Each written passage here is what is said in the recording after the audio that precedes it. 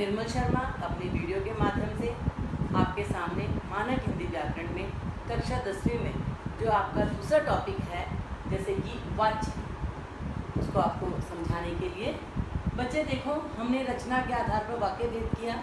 आप सभी को समझ में आया होगा। मैंने अपनी पिछली वीडियो में और पीडीएफ में आपको अच्छे से समझाया था।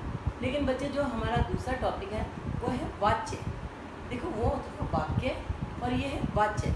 थोड़ा सा समझने के लिए हम इसको देखेंगे।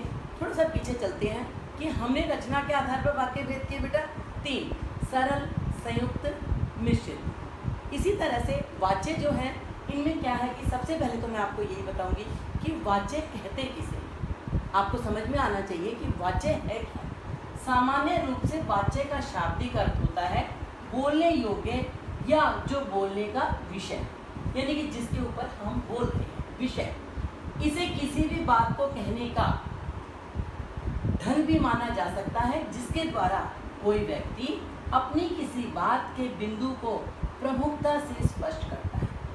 साधारण भाषा में समझो तो सिंपल सी बात है बेटे कि सामान्य रूप से बोलने योग्य या जो बोलने का विषय है उसे हम वाच्य कहते हैं। वाच्य इस बात को प्रकट करता है कि कोई किस कथ्य बिंदु को अधिक महत्व दे रहा है, जैसे कि बेटे कर्ता, कर्म या क्रिया भाव। अब क्या होता है कि कर्ता क्या है, काम को करने वाला, कर्म जो हमने किया, और क्रिया। इसमें समझो बच्चे कि जैसे कि आद्या नाच रही है, इस वाक्य में नाचना क्रिया का प्रधान कथ्य बिंदु है तथा आद्या कर्ता है, इसलिए कृतवाच्य वाक्य है। अब मोटे तौर पे समझो तो बेटे, जहां पर कर्ता प्रधान वो कृतवाच्य, जहां पर कर्म प्रधान वो आपका कर्मवाच्य। लेकिन अभी इसको हम इतनी जल्दी नहीं चलेंगे, हम दोबारा पीछे आते हैं। अगले उदाहरण पर आ जाओ आप। सचिन द्वारा बॉल को हिट मारी जा रही है। अब सचिन द्वारा बॉल को हिट मारी जा रही है, इस वाक्य में देखो कथ्य बिंदु बॉल कर्म है, इसलिए है कर्मवाच्य है।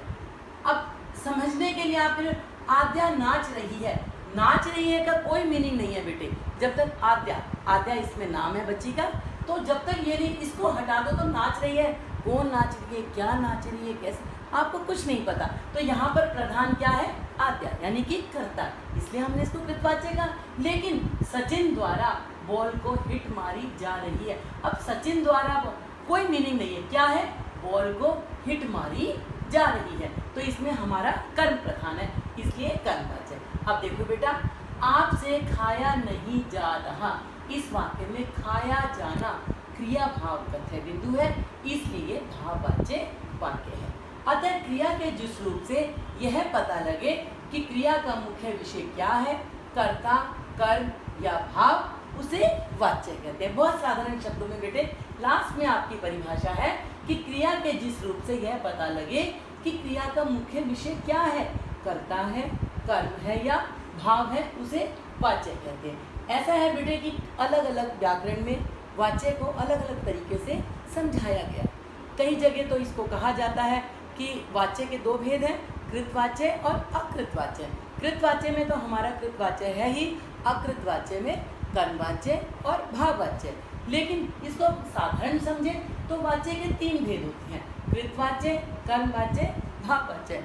बहुत ही आसान है बच्चे, पहली बार में अगर आप इसको समझ लोगे तो आपको कभी भी मुश्किल नहीं आएगी।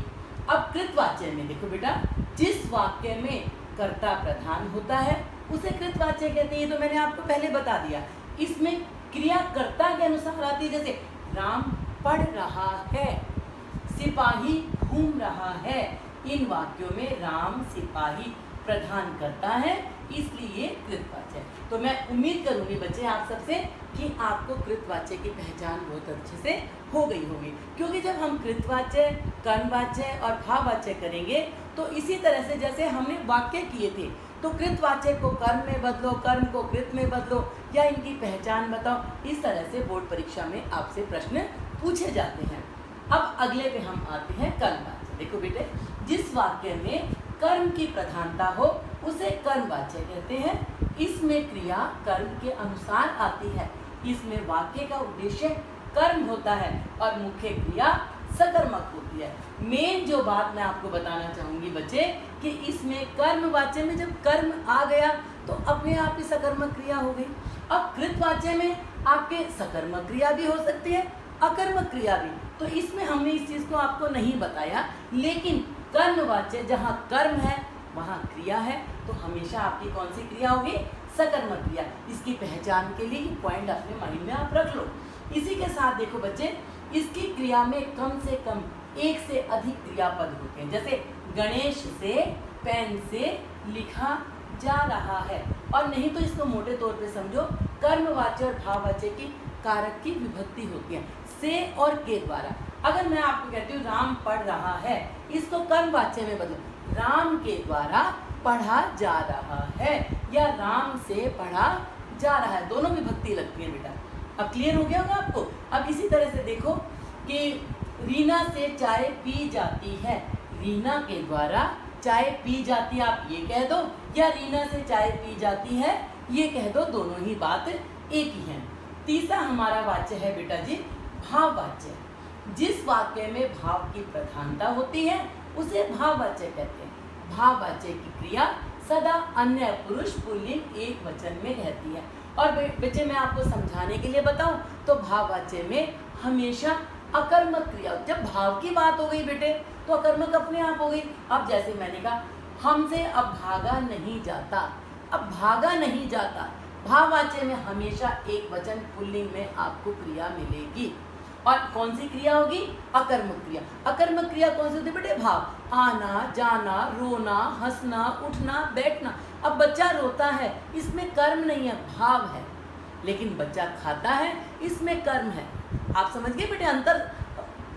अपने दिमाग में समझा के चलो आप, बिल्कुल भी आपको मुश्किल नहीं लगेगी चीज। देखो जैसे लक्ष्मी से अब गाया नहीं जाता, अगर इसमें ये कहूँ लक्ष्मी के द्वारा अब गाया नहीं जाता तो भी एक ही बात है। आपने अपने दिमाग में क्या रखना है? से और के द्वारा विभक्ति। अब विशेष में देखो बेटा, प्राय विवशता असमर्थता प्रकट करने के लिए नहीं के साथ भाववाच्य का प्रयोग किया जाता है। जैसे दिन भर कैसे भूखा रहा जाए, अब तो उससे खड़ा भी नहीं हुआ जा रहा। जहाँ नहीं का प्रयोग होता है वहाँ कर्ता कर्म सामान्य होता है। चलो अब जरा टहला जाए, अब तो लिखा जाए और धुंध में भीतर ही बैठा जाता है। ये मैंने आपको वाच्य कराए हैं, कृतवाच्य, कर्मवाच्य और भाववाच्य। बच्चे अब इसी के साथ मैं आपको बताना चाहूँगी कि आज मैंने आपको सिर्फ वाच्य का समझाया है कि हमारे वाच्य 3 हैं, वाच्य क्या है, इनकी क्या क्या विशेषताएं हैं। ये PDF मैं आपको ऐसे कैसे भेजूंगी और इतना ही काम आपको नोटबुक में करना है। लेकिन बच्चे मैंने आपको नोटिस किया है कि 10th क्लास के बच्चे अपना होमवर्क और असाइनमेंट समय पर नहीं भेज रहे। कुछ बच्चे हैं ऐसे 10th में, जैसे कि येलो में भी हैं, आपके हर ही सेक्शन में 5-10 बच्चे हैं जो रूटीन से नियमित रूप से अपना कार्य चेक नहीं करवा रहे। वह सभी बच्चे अपना कार्य भेजें, क्योंकि बच्चे आप अपना काम चेक करवाते हैं, काम करते हैं, उसी बेस पे आपकी अटेंडेंस मानी जाती है। और इसके साथ ही बच्चे जो मैंने सैटरडे को आपको असाइनमेंट दिया था, सभी बच्चे उसको चेक मेरे पास भेजें ताकि मैं चेक करके, अगर किसी में मान लो 10th ब्लू या ग्रीन वाले बच्चों ने आज तक नहीं भेजा है तो कृपया करके कल वो मुझे भेजें, क्योंकि उसमें मैं आपको अच्छे से पढ़ के नंबर दूंगी। क्योंकि उससे हमें ये संतुष्टि होगी कि हमने कृतिका के जो 3 चैप्टर किए थे वो हमारे बच्चों ने अच्छे से याद कर लिए। और यही बच्चे मैं अपनी वीडियो समाप्त करती हूँ। अगली वीडियो में जल्दी ही आपसे मिलते हैं और इसी के साथ धन्यवाद।